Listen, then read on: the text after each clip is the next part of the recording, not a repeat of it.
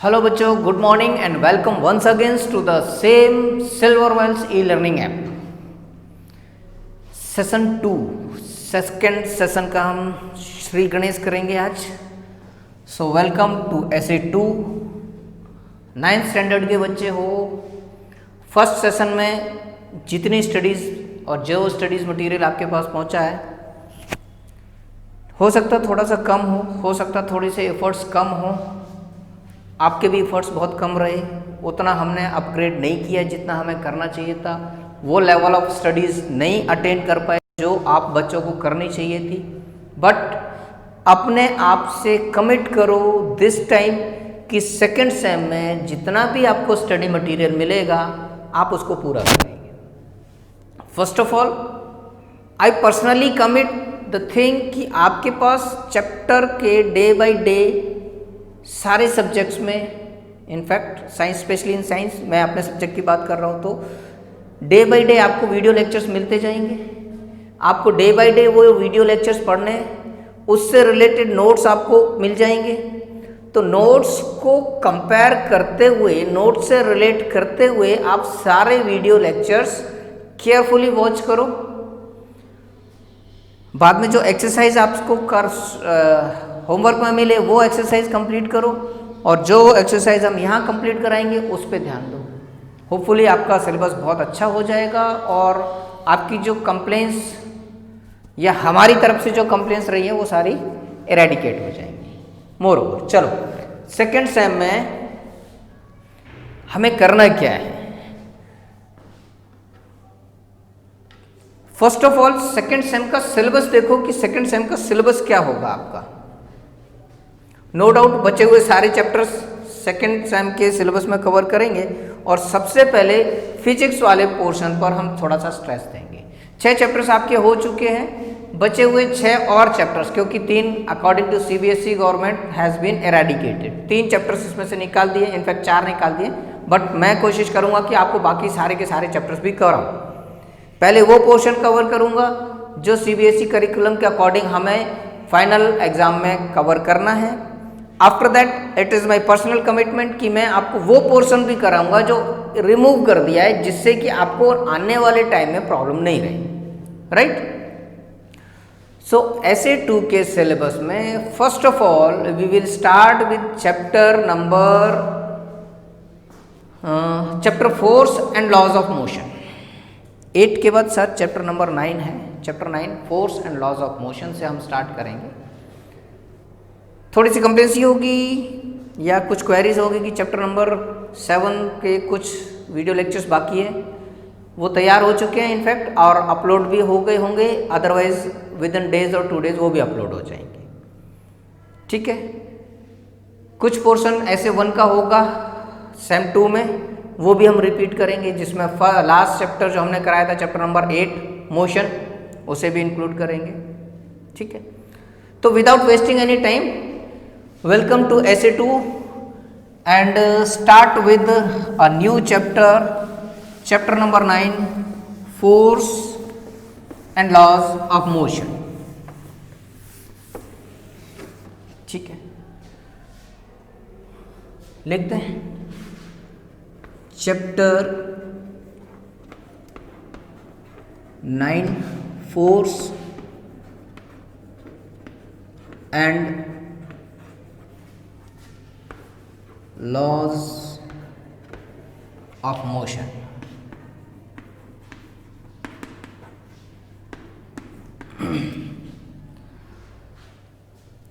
एक चीज़ ज़रूर बताऊंगा कि जब भी आप वीडियो लेक्चर्स को देखो तो जो नोट्स मैंने प्रोवाइड किए हैं उसको फॉलो ज़रूर करना, उससे ईजियर हो जाएगा आपके लिए सारे चैप्टर्स के कंसेप्ट को समझना।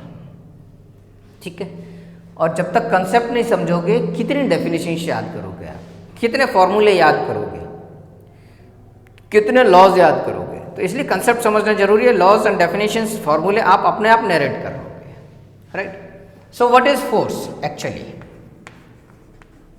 फोर्स है क्या?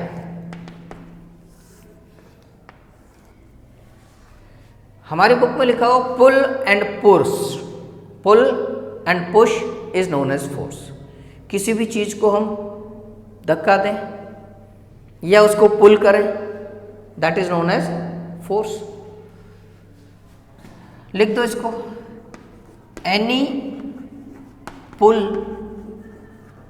और push is called force. Simple है। मैं इस बोर्ड को बाहर खींचूं, वो भी फोर्स एक्सर्ट कर रहा हूं मैं इसके ऊपर, और अगर इसको पुश करूं तो भी फोर्स एक्सर्ट कर रहा हूं। दोनों टाइप में फोर्स है। कुछ बुक्स डेफिनेशन देती हैं कि फोर्स, और लिख दो यहां पर, कुछ बुक्स डेफिनेशंस देती हैं कि force is the cause which tend to move or accelerate the object।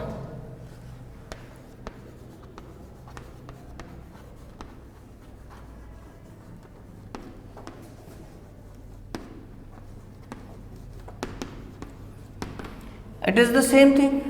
Force एक ऐसा कारण है जिसकी वजह से कोई भी ऑब्जेक्ट मूव या एक्सेलरेट करने की टेंडेंसी रखता है।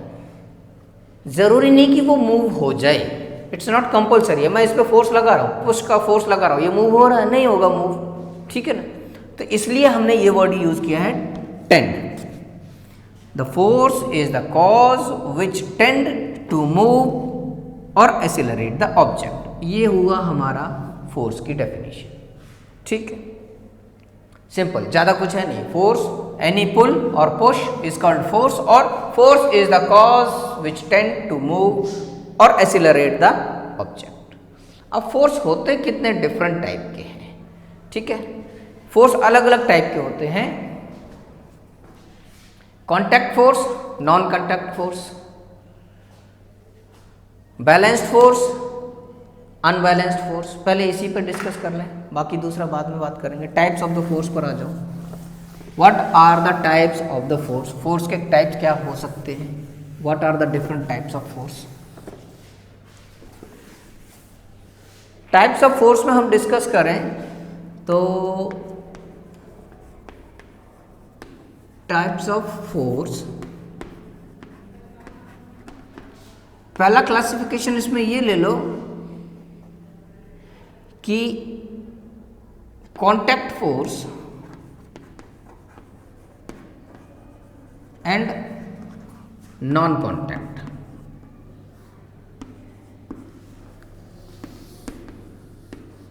दो डिफरेंट टाइप के। ऐसा फोर्स जिसमें हम किसी बॉडी को टच करें, that is known as contact force. ये बॉडी है, इसको मैं पुश कर रहा हूं या इसको पकड़ के पुल करूं तो मैं इसको टच कर रहा हूं, दिस इज कॉन्टैक्ट फोर्स, ठीक है। तो कॉन्टैक्ट फोर्स क्या हुआ? The force in which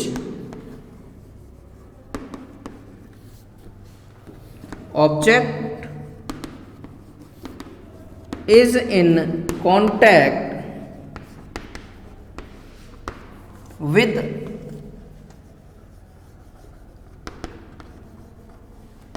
the force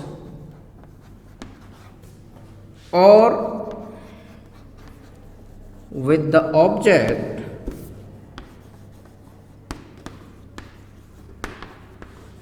which is applying the force.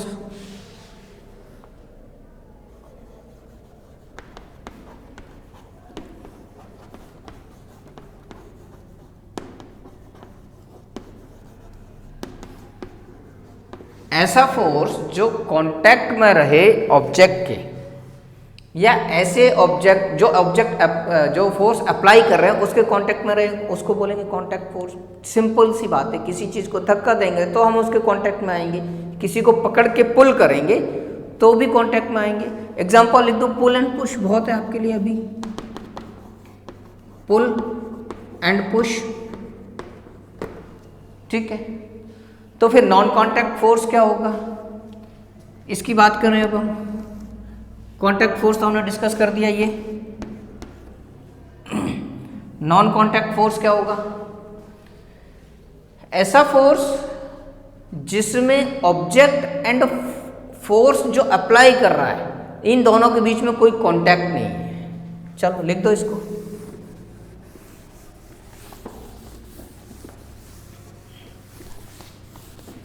Non contact force क्या होगा? The force where object is not in contact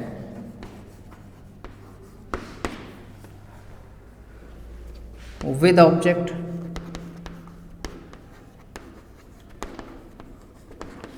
or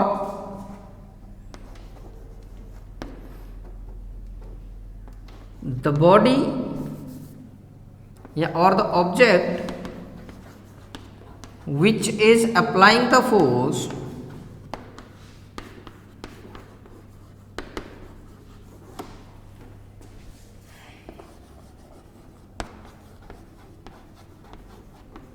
are not in contact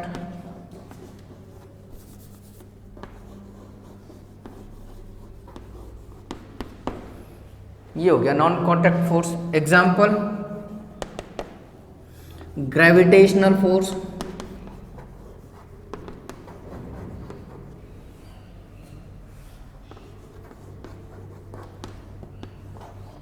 magnetic force,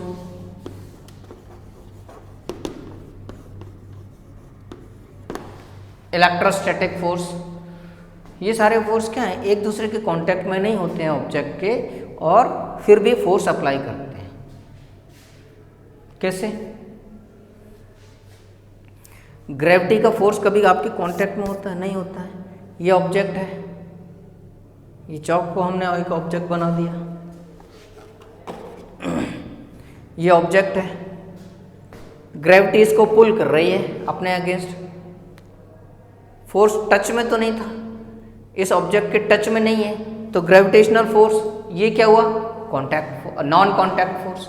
magnetic force, दो magnets पास पास में लाओ, जरूरी नहीं कि वो contact होंगे तभी फोर्स अप्लाई होगा, फोर्स तो पहले से ही अप्लाई शुरू हो जाएगा उसमें। फोर्स दोनों हो सकता है, पॉजिटिव यानी अट्रैक्शन और रिपल्शन, दोनों टाइप का फोर्स हो सकता है। ग्रेविटी में भी दो टाइप का फोर्स है, रॉकेट जो ऊपर जाएगा, एरोप्लेन जो ऊपर जाएगा, वो एंटी ग्रेविटी फोर्स एक्सर्ट कर रहा है, और कोई ऑब्जेक्ट ऊपर से नीचे गिर रहा है वो ग्रेविटी के अगेंस्ट काम नहीं कर रहा है, ग्रेविटी के अकॉर्डिंग काम कर रहा है। तो ये तीन फोर्स आपको याद करने हैं नॉन कांटेक्ट फोर्स में।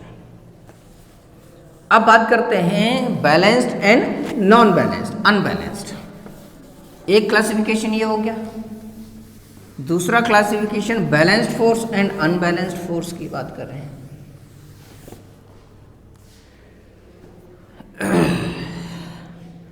Balanced force,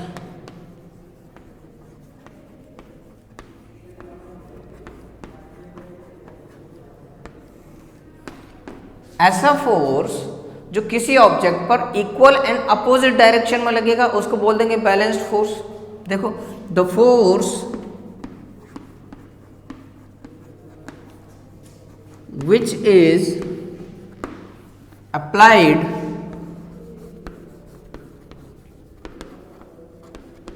in equal and opposite direction,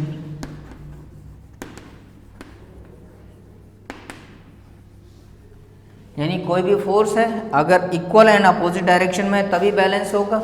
ये एक ऑब्जेक्ट है, सपोज इसमें 5 न्यूटन का फोर्स इस डायरेक्शन में है और 5 न्यूटन का फोर्स इस डायरेक्शन में है,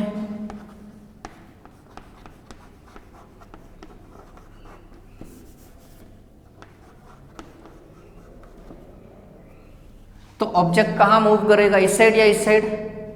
कहीं मूव नहीं करेगा, यहीं रहेगा। वाई?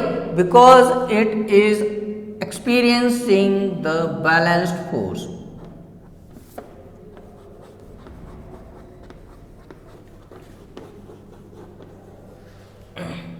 ठीक है, ये फोर्स मैंने यहाँ से हटा दिया। अब क्या हो गया, अनबैलेंस फोर्स ये इसी डायरेक्शन में चला जाएगा। ठीक, ये भी तो हो सकता है इस पे इसी साइड से 5 न्यूटन का फोर्स इस साइड लगा दिया तो भी बैलेंस फोर्स है। देखो दोनों सिचुएशन याद रखना, एक ऑब्जेक्ट है, अभी हमने फोर्स कहाँ लगाया था, इस डायरेक्शन में, इस साइड में। अब क्या किया है, डायरेक्शन तो वही है ना, ऑब्जेक्ट सेम है, डायरेक्शन सेम है, इसका मैग्नीट्यूड भी सेम है, 5 न्यूटन का ही फोर्स ये है। तो दोनों केसेस में, एक केस ये और दूसरा केस ये, दोनों ही बैलेंस्ड फोर्स के एग्जांपल हैं। इसमें ज़्यादा कंफ्यूज होने की ज़रूरत नहीं है। और इससे रिलेटेड क्वेश्चन भी मिल जाएगा आपको, अभी दिखाऊंगा। अनबैलेंस्ड फोर्स में ये दोनों सिचुएशंस क्या हैं, बैलेंस फोर्स की सिचुएशन है। ये भी 5N, ये भी 5N।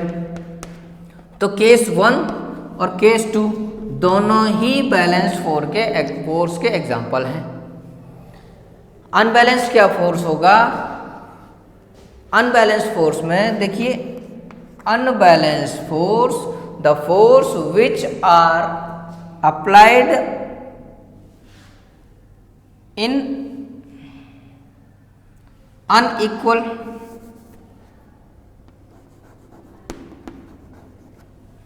And opposite or same direction. चलो डेफिनेशन दोबारा लिख देता हूं, आपके लिए इजी हो जाएगी। अनबैलेंस्ड फोर्स क्या है,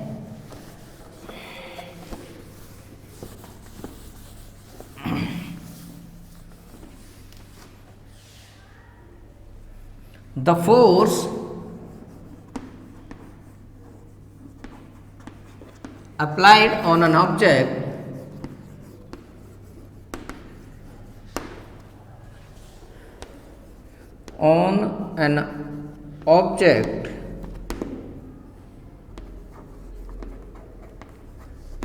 is not equal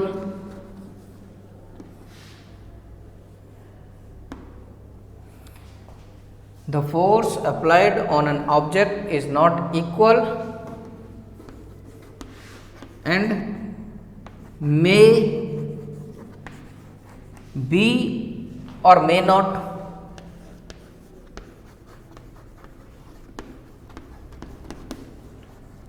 in opposite direction।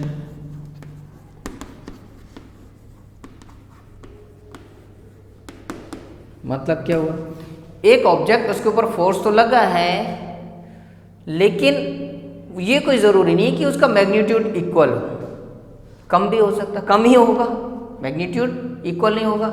और ज़रूरी नहीं कि एक ही डायरेक्शन में हो या अपोजिट डायरेक्शन में हो, अपोजिट डायरेक्शन में भी हो सकता है, एक ही डायरेक्शन में भी हो सकता है। एग्जांपल देख लो, ये ऑब्जेक्ट है, 5 न्यूटन का फोर्स इस डायरेक्शन में, दूसरा क्या है, अपोजिट डायरेक्शन में फोर्स लगाओ लेकिन इक्वल नहीं होना चाहिए, लगा दो 2 न्यूटन का लगा दो, या 5 न्यूटन का या 2 न्यूटन का है, तो क्या हुआ अनबैलेंस्ड हुआ, 3 न्यूटन। मूव, बॉडी कहाँ मूव करेगी, इस साइड में, फोर्स इधर जाता है, तो ये हो गया unbalanced force.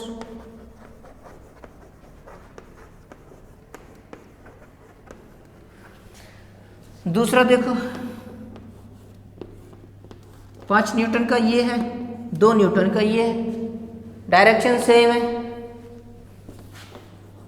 5 Newton 2 Newton, direction दोनों की सेम है, ये भी तो अनबैलेंस्ड है। इस साइड कहाँ फोर्स लग रहा है, ये केवल 5 न्यूटन का रख लो, 2 न्यूटन का छोड़ दो, अभी भी अनबैलेंस्ड है।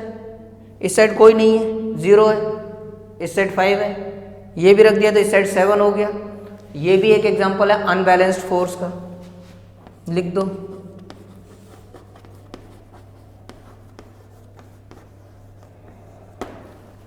तो balance force and unbalance force समझ में आ गई। अब देखिए आपके लिए अब एक छोटा सा एग्जाम्पल दे रहा हूं जिससे आप अपना दिमाग चलाना शुरू करना। दिमाग तो वैसे बहुत चलाते हैं, है ना, थोड़ा स्टडीज में चलाना शुरू करना। गूगल बहुत यूज़ करते हो, नेट बहुत यूज़ करते हो, पूरे दिन हाथ में मोबाइल रहता है, पेरेंट्स आते हैं कंप्लेन करते हैं कि सर पढ़ते कम है, मोबाइल में पबजी ज़्यादा खेलते हैं और दूसरे गेम्स ज़्यादा खेलते हैं। तो भैया थोड़ा पढ़ भी लिया करो, जितनी देर खेलते हो उसका आधा भी पढ़ लो ना तो भी भला हो जाएगा। अभी देखो एक क्वेश्चन दे रहा हूँ, सिंबॉलिक क्वेश्चन है, कुछ नहीं बताऊंगा उसके बारे में, कुछ नहीं बताऊंगा, बोलूंगा भी नहीं, आपको क्वेश्चन लिख के दूंगा और उसका आंसर लिख करके मुझे देना, बताना।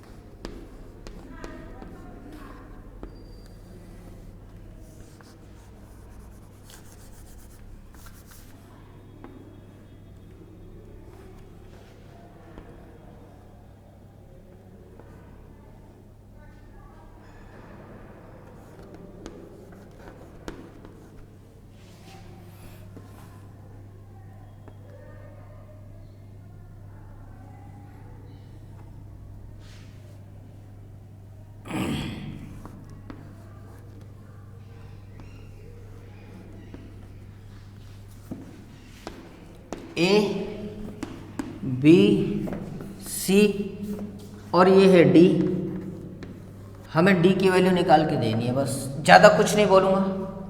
हमें इस डी की वैल्यू निकाल के देनी है so that the object will feel the balanced force.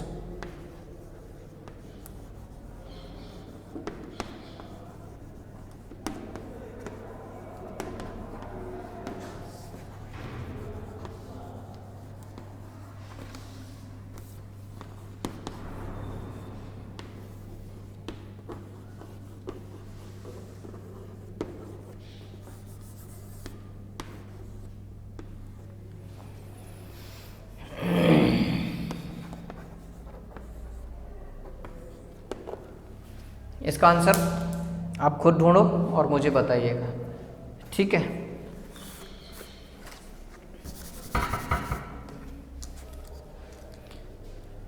दो मिनट का पॉज है, राइट।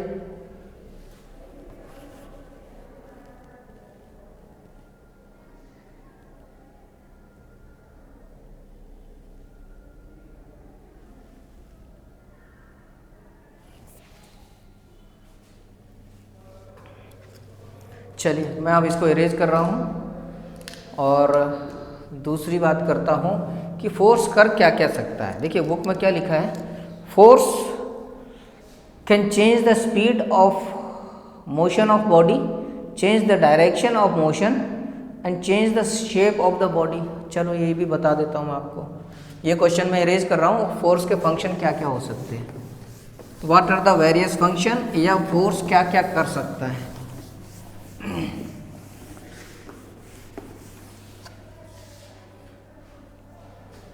फोर्स कैन, अगर किसी भी बॉडी पर, किसी भी ऑब्जेक्ट पर फोर्स लगाएंगे तो force can change the shape of object. या तो वो टूट सकता है, बिगड़ सकता है, बलून है उसके ऊपर फोर्स लगाएंगे उसकी शेप चेंज हो जाएगी, ठीक है ना। स्टोन है उसके ऊपर नहीं लगाएंगे, उसके ऊपर फोर्स लगाएंगे कुछ नहीं बिगड़ेगा उसका, लेकिन हैमरिंग कर देंगे, अगर हथौड़े से फोर्स लगाएंगे तो उसकी शेप एंड साइज चेंज हो जाएगी। तो शेप चेंज हो सकती है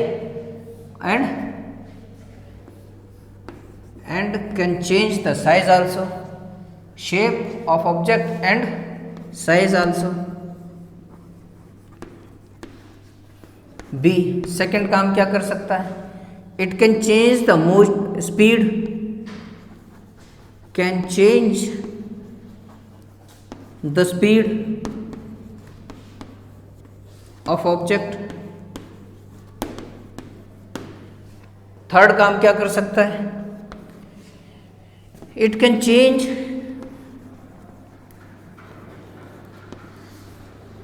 द डायरेक्शन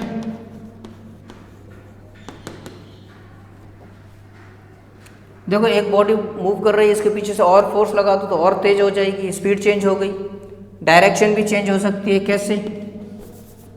ये एक ऑब्जेक्ट है, यहाँ 5 न्यूटन का फोर्स है, यहाँ हमने 10 का लगा दिया। अगर ये 10 न्यूटन का फोर्स नहीं लगा था तो बॉडी कहाँ जा रही थी? इस डायरेक्शन में। अब हमने इसमें 10 न्यूटन का फोर्स लगा दिया, बॉडी का मूवमेंट इधर हो गया। So it can change the direction, it can change the speed and it can change the size and the shape also. ये तो हो गया फोर्स कर क्या क्या सकता है। फोर्स तो बहुत कुछ कर सकता है। और फोर्स आपको बताऊं, अभी तक आपने थ्योरेटिकली क्या पढ़ा? ये सारे फोर्स पढ़े। एक मेंटल फोर्स भी होता है इसके अलावा, है ना, वो हमारे सिलेबस में नहीं है। मेंटल फोर्स क्या होता है? सर ने काम दिया है, करना है, ठीक है ना, खेलने गए, शाम हो गई, मम्मी डंडा लेके मारेगी, ये भी मेंटल फोर्स है। तो मेंटल फोर्स भी होता है, वो हमारे सिलेबस में नहीं है, कॉमन सेंस में होना चाहिए। एग्ज़ाम आ गए, फोर्स आ गया, मेंटल फोर्स आ गया, चलो। लेकिन हमें पढ़ना है फोर्स में balance force, non balance force या unbalance force, contact force and non contact force. अब न्यूटन्स की लॉ है फोर्स से रिलेटेड, लॉ ऑफ न्यूटन या न्यूटन्स लॉ लिख लो।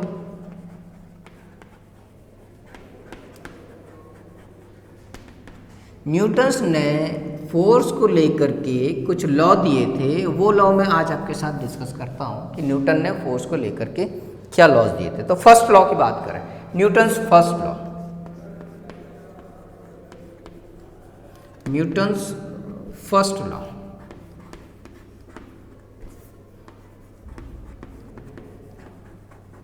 या फर्स्ट लॉ ऑफ न्यूटन, एक ही बात है। इन्होंने क्या बोला कि कोई भी ऑब्जेक्ट अगर स्टैटिक है, खड़ा हुआ है, तो हमेशा खड़ा ही रहेगा अनटिल अनलेस उस पर कोई भी फोर्स बाहर से अप्लाई नहीं किया जाए। ये एक ऑब्जेक्ट है, ऐसे ही रखा रहेगा जब तक इस पर बाहर से कोई फोर्स अप्लाई नहीं करेंगे, ठीक है। दूसरी बात क्या बोली? If an object is moving, move कर रहा है, it will continuously on moving, move ही करता रहेगा अनटिल अनलेस इसके ऊपर बाहर से कोई फोर्स अप्लाई नहीं किया जाए। इन दो बातों को समराइज कर दो। एक ऑब्जेक्ट अगर रुका हुआ है तो हमेशा रुका रहेगा जब तक उस पर कोई एक्सटर्नल फोर्स एक्ट नहीं करे, और दूसरा कोई भी ऑब्जेक्ट अगर मूव कर रहा है तो मूव करता रहेगा until unless any external force is applied on it. Applications इसकी बाद में बताऊंगा, पहले लॉ लिख लो। According to Newton's first law, तो according to law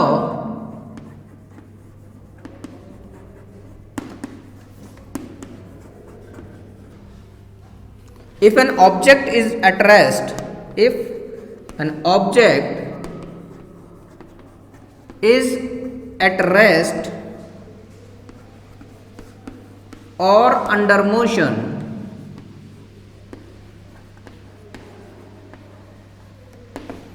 it will remain at rest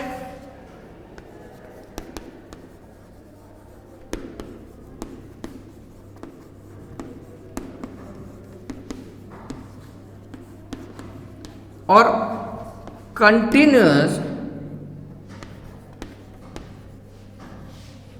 in motion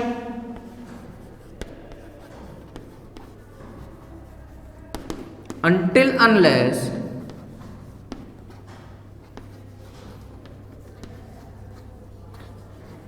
any external force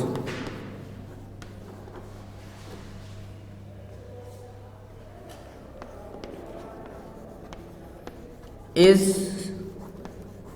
applied on it। Example देखो, एक साइकिल मूव कर रही है, मूव करती रहेगी करती रहेगी करती रहेगी, कभी नहीं रुकेगी जब तक उसमें कोई एक्सटर्नल फोर्स नहीं लगाएंगे। अब एक्सटर्नल फोर्स क्या है? एक तो आपके ब्रेक्स हैं, जो आप ब्रेक्स लगाओगे वो एक्सटर्नल फोर्स हुए, तो पर ब्रेक्स नहीं लगाओगे तो भी साइकिल तो रुक ही जाएगी ना। सर ये तो उल्टा हो गया। उल्टा नहीं हुआ, टायर और रोड, जो साइकिल के व्हील्स हैं और रोड है, रोड और टायर के बीच में जो फोर्स लग रहा है उसको बोलते हैं force of friction, that is external force. तो वो एक्सटर्नल फोर्स की वजह से साइकिल रुक जाएगी एक टाइम के बाद में, ठीक है। और यही अगर रोड और साइकिल के टायर के बीच में फोर्स ऑफ फ्रिक्शन नहीं हो तो साइकिल कभी नहीं रुकेगी। दूसरा, एक चेयर है या टेबल है या कोई भी ऑब्जेक्ट है, जब तक उसको हम बाहर से धक्का नहीं देंगे अपने आप नहीं चलेगी, वो भी एक्सटर्नल फोर्स है। तो ऐसे बहुत सारे एग्जांपल मिलेंगे चैप्टर में, इन बिटवीन मैं आपको एक्सप्लेन करता जाऊंगा। लेकिन पहले सेकंड लॉ पढ़ लो। फर्स्ट लॉ लिख लिया, now come over to the second law of motion. ये न्यूटन्स का फर्स्ट लॉ था, अब न्यूटन के सेकंड लॉ पर आ जाओ। न्यूटन का सेकंड लॉ क्या था? न्यूटन का सेकेंड लॉ हम ड्राइव कर रहेंगे, F इजिकल टू, अच्छा फोर्स को F से डिनोट करते हैं। हाँ, इसकी अभी ऐसा यूनिट भी बताऊंगा मैं। M इंटू ए से हम न्यूटन का सेकेंड लॉ बना देंगे, F equal to M into a से हम न्यूटन का सेकेंड लॉ बना देंगे, ठीक है। कैसे बनाएंगे कि magnitude of a force on an object is directly proportional to the mass of the object, directly proportional to the mass of the object and acceleration of the object. एक minute,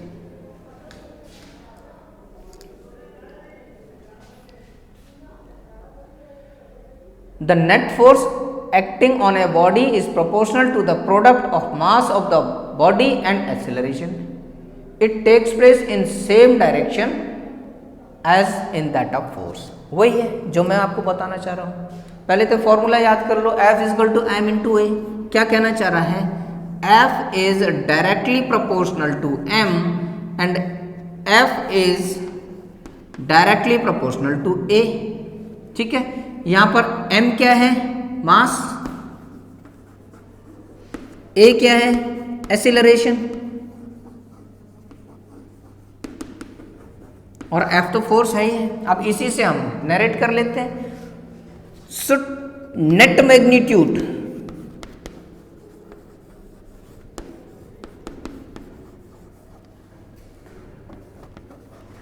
of force is directly proportional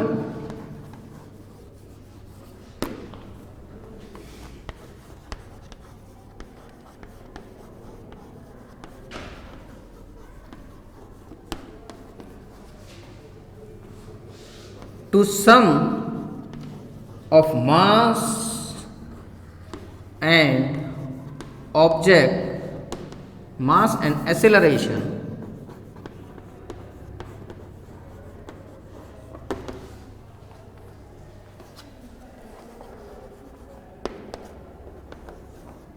of the object।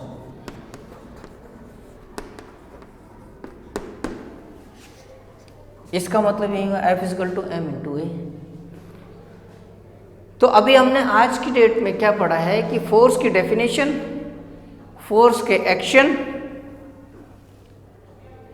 और Newton के दो laws, plus force के types, balanced, unbalanced, contact and non contact, ठीक है। अब अपने आप से कमिट करो कि ईमानदारी से इस वीडियो को देखोगे 2 बार 3 बार, जितने बार में समझ में आ जाए उतने बार, ठीक है। प्लस जो नोट्स प्रोवाइडेड हैं उन नोट्स के थ्रू जाओ, और डे बाय डे अगर आप वीडियो देखोगे, 1 हफ्ते तक कंटिन्यूस साइंस के या किसी भी चैप्टर्स के वीडियो कंटिन्यूस देखते जाओगे तो आपको डेफिनेटली याद हो जाएगी सारे चैप्टर, सारे एक्सरसाइज, सारी डेफिनेशंस अपने आप लर्न हो जाएंगे। तो पढ़ने के लिए पहले तो अपने आप से कमिट करो, खुद से कमिट करो कि हाँ मुझे पढ़ना है और ईमानदारी से पढ़ना है, कोई मम्मी पापा या टीचर्स के कहने की ज़रूरत नहीं पड़ेगी कि बार बार बोलेंगे कि पढ़ो पढ़ो पढ़ो, नहीं, कुछ ज़रूरत नहीं पड़ेगी। Until unless you are self committed, success is far away from you। ठीक है, तो ध्यान से इस लेक्चर को दोबारा रिवाइंड करो, पढ़ो, नोट्स पढ़ो, और कल आपको एक नया lecture related to the same chapter मिल जाएगा। Till then, good day.